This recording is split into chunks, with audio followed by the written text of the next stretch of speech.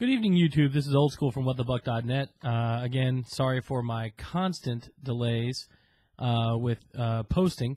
It's been difficult with the equipment situation, but hopefully we'll get it rectified. And as I get back to a 2-night per week schedule with What the Buck, the posts should become more regular as well, and I'll try and do them after the broadcast. Right now, a little quick state of the state with the Buccaneers. We're coming into training camp. The first training camp session, July 31st, 10:20 in the morning till 12:30. The Buccaneers have announced that they are not going to have all of training camp open the way they've had for the last how many years, I can't remember. They're going to select a small set of dates and a small set of times.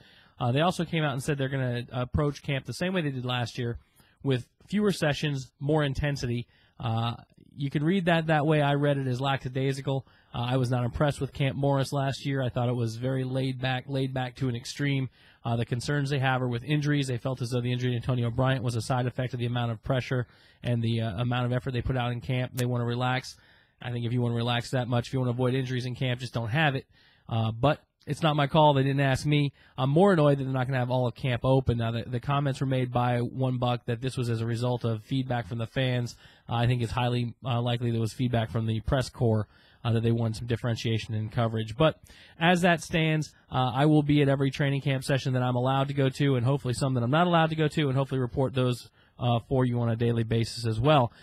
With regards to contract negotiations, the big news in Tampa is Gerald McCoy. In a recent interview, the article was really well done by Scott over at Buckstats.com. Gerald McCoy, who had really kind of owned the town since being drafted, came out and was very focused on money, which did not set well with a number of Bucs fans, including myself. I understand it's a business. I understand you got to get paid. I understand that the CBA situation means that this is the last chance rookies may have to get that big payday. But I think at this point, the differentiation between last year's salaries and the slotting and what you're going to get this year has not proven to be significant. In fact, with Brian Price just signing with about an 8% bump from Laurinaitis from last year in the same spot, you figure, okay, call it 10%. That's about where you're going to be. Let's stop screwing around. Get the contracts done. Don't sit and wait for Sam Bradford. Just do your deal. Get in camp. Time's running out. I'm hoping Gerald McCoy will do that. I'm also hoping that he will go and get himself a PR guy that's worth a shit, because he did not come off looking good, as opposed to Brian Price, who looked tremendous. A dream come true, but a job undone was the quote that really resonated with me, and I'm looking forward to what the kid can do, and I'm hoping all the guys get in camp. Right now, all of our draft picks are signed, with the exception of Gerald McCoy, really has been, and Cody Grimm.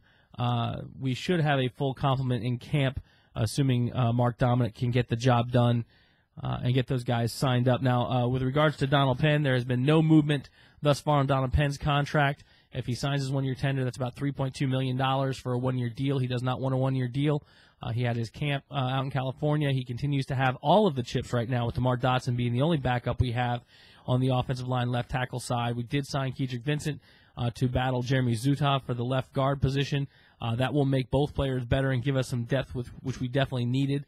But right now, left tackle looks very, very spotty. There was a report today on Pro Football Talk that Flozell Adams is looking at 4 teams, wants a one-year deal worth about $4 million. Flozell and Donald Penn last year, anyway, were comparable left tackles. The Bucs right now have no leverage. I would not be surprised to see us in the running for Flozell Adams. But the question was posed tonight on the broadcast: would he want to come to Tampa, a place where he may have to play every damn snap? And when you're at this point in your career, I don't know that that's something you want to do. But unless Mark Dominic does something to give himself a little bit of stance, Donald Penn has all the chips. And right now, with Josh Freeman being the answer, the franchise quarterback, you've got to protect his blind side. And right now, the offensive coach, Pete Manjurian, has got to be scared shitless about what we've got going into to camp. Other news of note, I mentioned the contract situation. I mentioned training camp. The dates for the rest of those camp sessions, if you guys are local. If you are local, look for us. It should be a nice time. It should be a good time out there at One Buck Place. August 1st, 2nd, 4th, 5th, 6th, and 7th. Most of those are 10:20 starts, a couple of 2:30 starts. The 7th is the evening practice from 7 to 9 at Raymond James Stadium. You can get those tickets at Buccaneers.com. If you're a member of the One Buck Club, they are free. Some of them have sold out, and by sold out, I mean they've already been taken. Now, there was an article on Buccaneers.com that I want to review as well briefly, but before that, I want to talk about some camp questions I posted on WhatTheBuck.net. The big camp questions I have speak about the pace of camp. You're going to have to implement an entirely new defense that Raheem Morris and his staff have been working on all offseason. You're also going to have to implement Coach Olson's offense, which he did not have a chance to implement last year. All of this has got to be done with discipline, and last year that was what was lacking in camp, in my opinion, was discipline at any level. It will be very telling to me to see what happens this year with Coach Morris and the staff with regards to getting guys in and out of drills, getting them through the different practice routines, and getting them ready for this season, because this is you could argue this is a make-or-break year for Raheem Morris. I think it's obvious. It's a little bit trite to say it. He's got to come out and get some wins because we're staring down the barrel of blackouts. The fans are clearly restless, and I think as a team, even though this is a youth movement, and no, it doesn't mean it's not a youth movement when you sign a couple of veterans, folks. So before you say that, realize that even in a youth movement, you're going to have some vet players. You've got to get some victories. Now, the defense showed signs of improvement last year, and that's something that obviously the Bucs faithful hope continues.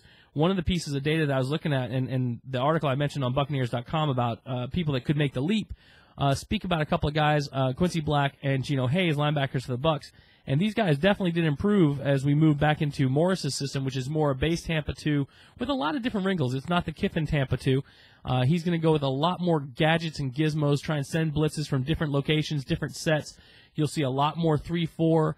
You'll see a lot more 3-3-5. You'll see a lot of different formations to try and keep the offense guessing about where those linebackers are going to come from, where the blitz is going to be coming from, whether it's going to be coming from the secondary or from the linebacking core. The benefit to that, other than on the defensive side, is that Josh Freeman has had to be looking at this all off season. He has been a film junkie. He's been in the tape room, and I know a lot of you guys, if you K-State guys are still looking at my videos, you're saying, hey, you fat bastard, you hated Josh Freeman, you can't say anything nice, whatever. I've been very honest about Josh Freeman. I still didn't think it was the right draft pick. When he became a Buck, I became a fan. He's been doing everything you could hope for, and he continues to do so. He was in the film room like crazy, doing all you could hope for out of a quarterback. He has had to look at all of that this offseason. He has taken the line calls away from Jeff Fain, so he's making all of the adjustments, all of the reads on the line, and that's good for the Bucs. So we'll know a lot more once we see the first couple of practices at camp. Hopefully we'll get some of these updates up here more regularly. But right now it's about signing the last three guys. It's about seeing what we're going to be able to get out of the players that we have in there. The depth chart right now at wide receiver, I'm hoping, leaves Michael Clayton looking for another job. But that is going to be predicated on Aurelius Ben, Mike Williams, Sammy Strouder, Maurice Stovall. These guys actually producing. Reggie Brown. They don't sound like a great lineup because they don't have a whole lot of track record or anything like that, but it's probably more talent than we've had in the receiving corps in quite some time, even with Antonio Bryant's departure. So anyway, hope you like the update. Rate it up. I'll make sure I get out here and do these more often. If you're interested in coming onto the broadcast, we're doing Thursday nights. We'll go back to Mondays and Thursdays probably in about a week. And just excited about football and get back into Buccaneers swing of things. So thanks a lot, and I'll catch you guys next time.